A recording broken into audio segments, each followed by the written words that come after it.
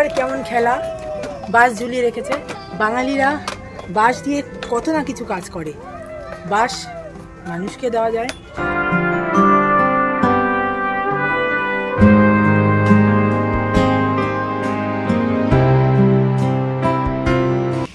Eco park তো অনেকেই ঘুরেছেন, সত্যি করে বলুন তো এই যে জাপানিজ টেম্পল, এখানে কিন্তু এসেছেন কি না আসেননি? আজকে আপনাদের দেখাবো ইকো পার্কের জাপানিজ টেম্পল, এবং সেটাও আবার রাতের পরিবেশ। দিনেও ঘুরেছি, ভিডিও করেছি, কিন্তু আজকে শুধু রাতের পরিবেশটা দেখাবো। দুর্দান্ত লাগে এখানকার যে লাইটের খেলা, লাইটের আলো আধারি পরিবেশটা শুধু উপভোগ করুন এই ইকো পার্কে। আর এখানে আসতে গেলে কবে কখন আসবেন, কত নম্বর গেট থেকে আসবেন এবং কতক্ষণ খোলা থাকে এই টেম্পল, সম্পূর্ণ ডিটেলসটা পাবেন। তাই চ্যানেলটা সাবস্ক্রাইব করে রাখুন।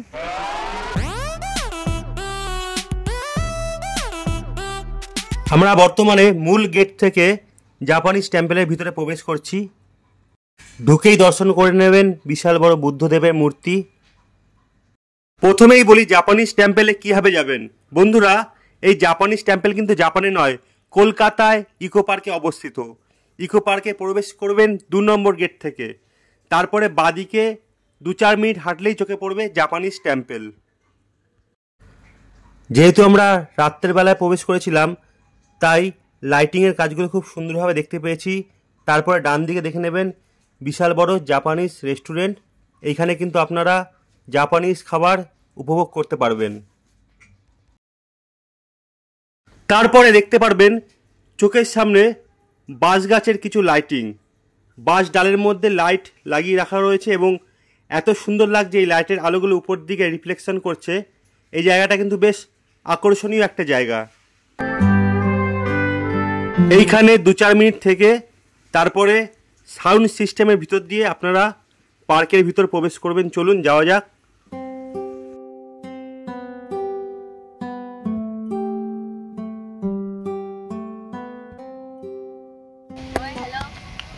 এখানে কেমন আওয়াজ হচ্ছে? Hello hello hello hello hello scientifically ব্যাপার আছে। Hello hello hello hello hello hello এখানে এসে একবার সাউন্ডের এফেক্টটা জাস্ট নেও তোমরা। একটা সাউন্ডের একটা আলাদা এফেক্ট আছে, মানে আমার কথাটা রোবোটিক সাউন্ড আসছে। হ্যালো কিছু একটা ব্যাপার আছে যেটাতে রোবোটিক সাউন্ড ক্রিয়েট করছে। হ্যালো হ্যালো হ্যালো আমারটা আসছে। এই যে সাউন্ড সিস্টেম, এইখানে দাঁড়ালে আপনার কথাটা ইকো হবে, খুব সুন্দর লাগবে। আর এখান থেকে বেরিয়ে ডান দিকে দেখতে পাচ্ছেন এগুলো জাপানিজ এক ধরনের মূর্তি মাটির মধ্যে রয়েছে। এগুলো দেখতে দেখতে মূল মন্দিরের দিকে এগিয়ে যাবেন। জাপানিজদের কাছে এই জায়গাটার একটা আলাদা আধ্যাত্মিক শক্তি রয়েছে। এরকম জায়গায় আসলে নাকি পজিটিভ এনার্জি পাওয়া যায় এবং নেগেটিভ এনার্জি দূর হয়ে যায়। কবে আসবেন? এখানে মঙ্গলবার থেকে রোববার পর্যন্ত সকাল 12:30 থেকে 8:30 পর্যন্ত থাকতে পারবেন, আর সোমবার কিন্তু সম্পূর্ণ বন্ধ। আর এখানে প্রবেশ মূল্য কত? এখানে প্রবেশ করতে কোনো এক্সট্রা টাকা লাগে না। আপনারা যারা ইকো পার্কে প্রবেশ করবেন তারা বিনা পয়সায় এখানে প্রবেশ করতে পারবেন। আর ইকো পার্কে প্রবেশ করতে কত কি খরচা, চ্যানেলটি সাবস্ক্রাইব করুন। আমার চ্যানেলে নেক্সট ইকো পার্কের উপর একটি ভিডিও আসছে, সব তথ্য জানতে পারবেন।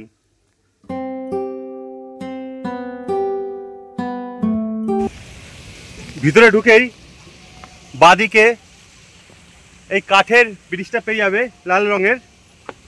এই জায়গাটায় দাঁড়িয়ে তোমরা ভিডিও শ্যুট করতে পারো বা ফটো তুলতে পারো, দুর্দান্ত লাগে। এই যে নিচের জল, জল নয়, এইখানে এই জায়গাটাকে পবিত্র জল বলা উচিত। এইখানে কেউ যদি পয়সা দিয়ে কিংবা এই জল ছুঁয়ে মনোকামনা করে, সেই মনোকামনা পূর্ণ হয়, এমনটাই কথিত রয়েছে।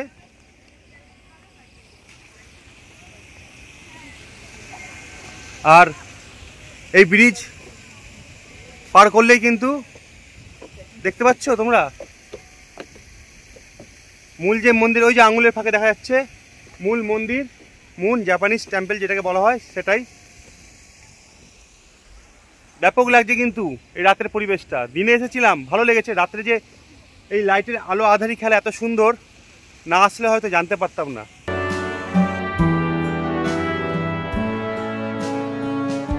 তোমরা যারা এখানে আসবে এই কাঠের ব্রিজের উপর উঠে ফটো তুলতে পারো, বা ভিডিও শ্যুট করতে পারো, খুব ভালো লাগবে। প্রবেশ করছি মূল মন্দিরে, জাপানিজদের মূল টেম্পল যেটাকে বলে।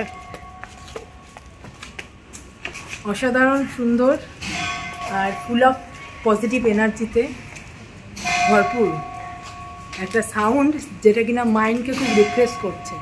সত্যি অসাধারণ।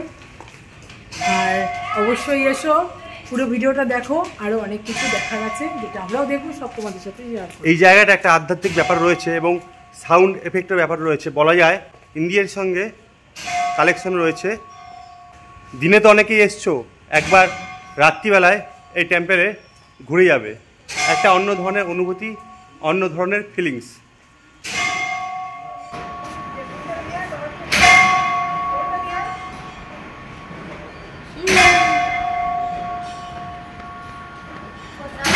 জাপানিজ টেম্পেলে প্রবেশ করে গেছি, আর সামনে সুন্দর সাউন্ড এফেক্ট রয়েছে, যেটা আমাদের মেন্টালিটিকে অনেক পজিটিভ এনার্জি ডিফাইন করছে।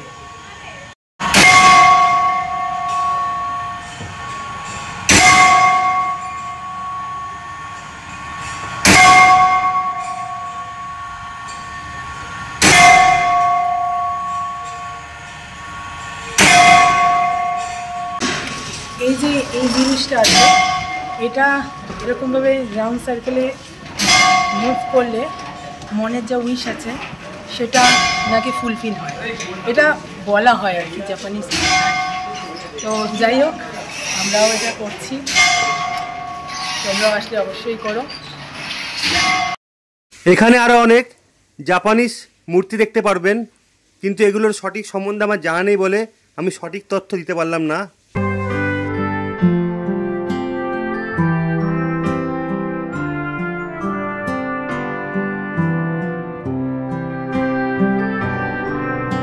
এবার আমরা জিগজ্যাগ ব্রিজের উপর থেকে প্রবেশ করছি।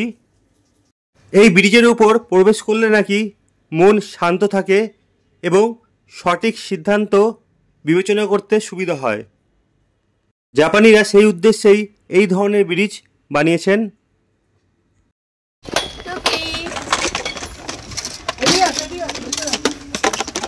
জাপানিজ টেম্পেলে এই জায়গাটা আমার সব থেকে বেশি পছন্দের।